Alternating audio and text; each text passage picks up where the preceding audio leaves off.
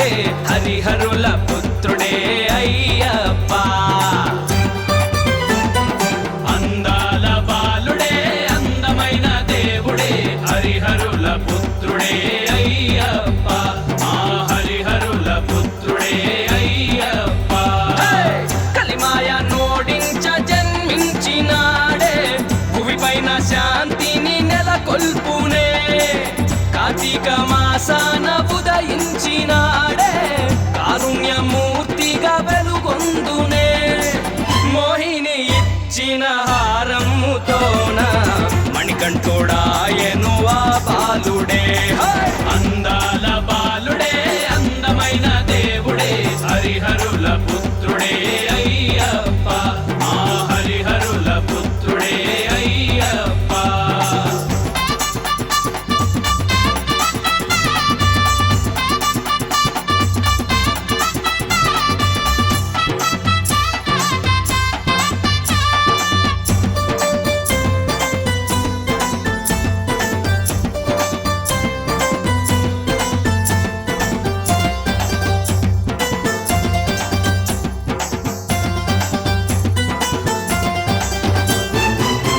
శివుడు కేశవుడి ఆశీసుతోన మన భూతనాథుడు జన్మించినాడే. సర్వధర్మములు శాసించు శక్తిగా ధర్మశాస్త్రగా వెలుగొందినాడే. ఈశ్వరుడి ఆజ్ఞతో భువిపై కనిపించనే పందాళ్ళ రాజుకు బాలుడిగా దొరికెనే.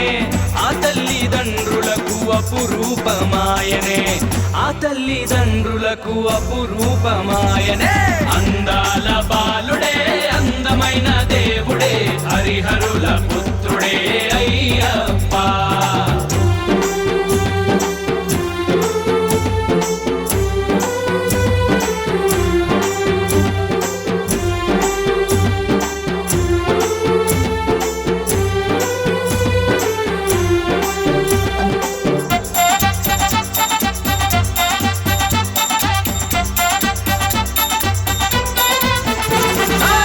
అయ్యప్ప ఇంట నడయాడుతుంటే నిండైన వెన్నెలల ఆనందమంట. కడుపు పండి తల్లి బాలుడిని కనగా అయ్యప్ప అనగానే మురిసేనంట.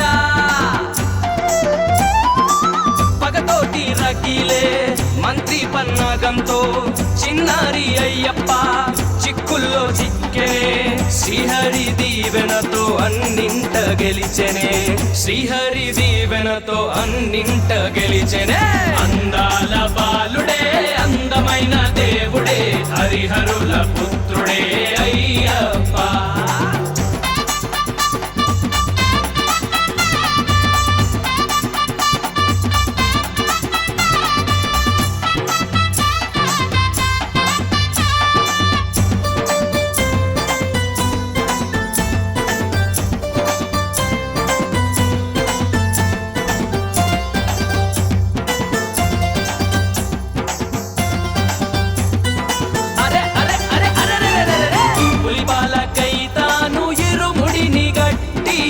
అడవి బాట పట్టే అయ్యప్ప సామి.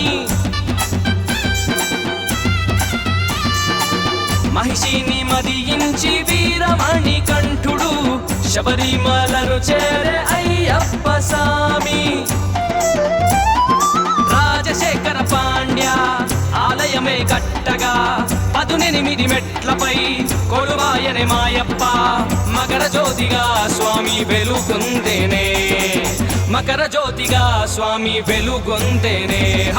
అందాల బాలుడే అందమైన దేవుడే హరిహరుల పుత్రుడే అయ్యప్ప.